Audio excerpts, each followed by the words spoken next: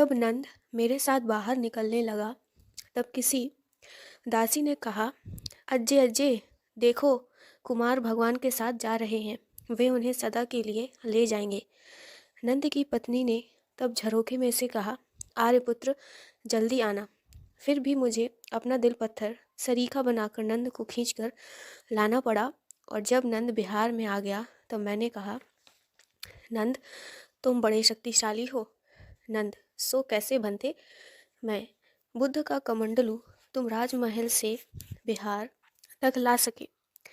इतनी दूर से बुद्ध का कमंडलू ला सकने की ताकत श्रवण के सिवाय और किसी में नहीं हो सकती। नंद चुप रहा। मैं तो क्या सोचते हो नंद? उस शक्ति का उपयोग करना चाहते हो या उस शक्ति को व्यर्थ जाने दोगे? नंद, उस शक्ति का उपयोग करूँगा बनते। मैं, तो इसके लिए तुम्हें प्राव्रज्य लेनी होगी। क्या इसके लिए तुम तैयार हो? नंद कुछ विचार में पड़ गया, फिर बोला, तैयार हूँ बनते। इस प्रकार नंद प्राव्रजित किया गया। जानता हूँ कि नंद नव विवाहित था, इसीलिए नंद की पत्नी के विषय में कुछ अन्याय हुआ। पर जब विश्व कल्याण के लिए व्यक्ति का बलिदान आवश्यक है। राहुल की दीक्षा भी आज एक विचित्र ढंग से हुई। आज जब मैं राजमहल में गया तब राहुल माता ने राहुल को यह सिखाकर भेजा कि तू अपने पिता से अपनी विरासत मांग। राहुल ने कहा, बनते आप मेरे पिता हैं, पिता की तरफ से मुझे विरासत मिलना चाहिए। मैंने पूछा, तुम अपने पिता की विरासत ले सकोगे? राहुल, लूँगा बनते। मैं, संभाल सकोगे? राहुल, संभाल लूँगा बनते। मैं, अच्छा तो संभाल। यह श्रवण प्राव्रज्य ही मेरी विरासत है, तू भी उसे ले। सारे पुत्र राहुल को प्राव्रजित करो। इस प्रकार राहुल का भी एक तरह से अपहरण किया और उसका जीवन विश्व कल्याण के यज्ञ में लगा दिया। विश्व कल्याण के लिए जो स्वयं सेवक सेना मुझे तैयार करना है, उसके लिए इस प्रकार के अपहरण की मुझे ज़रूरत हो गई थी।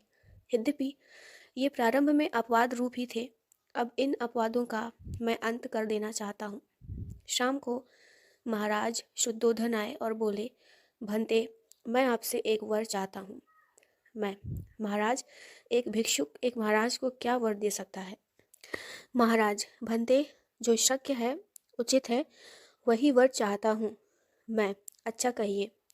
महाराज, आपके प्राव्रजित होने पर मैं दुखी हुआ था, नंद के प्राव्रजित होने पर और भी दुखी हुआ, किंतु अब राहुल के प्राव्रजित होने पर तो मेरे हृदय के टुकड़े टुकड़े हो रहे हैं। भंते, पुत्र प्रेम मेरी छाल छेद रहा है, छाल छेद कर मांस छेद रहा है, मांस छेद कर नस छेद रहा है, नस छेद कर हड्डी छेद रहा है, हड्डी छेद कर घायल कर दिया है। अच्छा हो आप माता पिता आदि की अनुमति के बिना किसी को प्राव्रजित ना करें। मैं, महाराज, इस विषय में मैं नियंत्रण करने वाला हूँ, फिर भी इतना तो ख्याल रखना ही पड़ेगा कि जब तक इस प्रकार के श्रेष्ठ बलिदान नहीं किए जाएंगे तब तक विश्व कल्याण या समाज सेवा नहीं हो सकती। महाराज, भंते, जब आप इस प्रकार घर उजाड़ने लगेंगे तब आपसे कौन प्रेम करेगा? सब भय करेंगे। भयंकर बनने से कदाचित सम्राट बना जा सकता है, पर तीर्थ कर या सेवक नहीं बना जा सकता। भंते, ऐसा कीजिए जिससे आपकी तरफ से जगत निर्भर हो। आज तो नारियां इसीलिए आपसे डरती हैं कि कहीं आप उनके पति या पुत्र ना छुड़ा लें। लड़के इसीलिए डरते हैं कि कहीं आप उनके बाप ना छीन लें। वृद्ध इसीलिए डरते हैं कि कहीं आप उनके जवान बेटों का हरण ना कर लें। क्या इस भयपूर्ण वातावरण में सेवा का काम हो सकता है? आपका तीर्थ क्या लोकप्रिय बन सकता है? मैं, महाराज, जब हम ऊंची से ऊंचा महल बनाना चाहते हैं तब पहले नीचे से नीची नींव खोदनी पड़ती है। ध्येय ऊपर की ओर रहता है पर प्रारंभिक कार्य नीचे की ओर होता है। इसी प्रकार लोकहित के कार्य में भी पहले लोक विरोध सहन करना पड़ता है। उससे एक क्रांतिकारी बुद्ध घबराता नहीं है। नींव का काम हो जाने पर जैसे कार्य की दिशा बदल जाती है, उसी प्रकार क्रांतिकारी का जन क्षोभ का कार्य पूरा हो जाने पर उसकी दिशा बदलती है। मेरे कार्य की दिशा भी बदलने वाली है, क्योंकि अब प्रारंभिक कार्य समाप्त हो गया है। फिर भी एक बात ध्यान में रखना चाहिए, आपको ही नहीं समाज को भी ध्यान में रखना चाहिए कि जिस चीज़ की हम तारीफ़ करते हैं, जिस चीज़ से हम आकर्षित होते हैं, उसकी पूर्ति अगर हमें करना पड़े तो हमें क्षुब्ध ना होना चाहिए। महाराज, इसका क्या मतलब है भंते?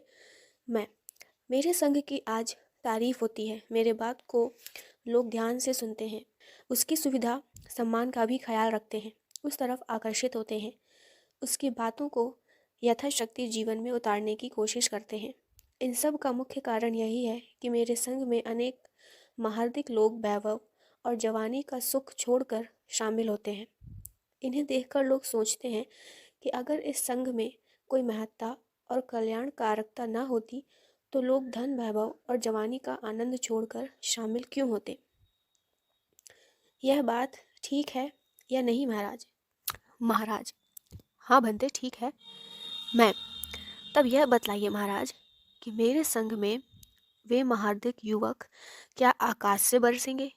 दुनिया चाहती तो यह है कि जिस संग में महारधिक युवक हों उसी को अच्छा समझें। आप सरीखे बड़े बड़े महारधिक भी उसी कसौटी पर संग को कसते हैं, पर जब संग की इसी विशेषता के लिए उन्हीं के घर से सामग्री ली जाती है तब वे ही शुद्ध होते हैं।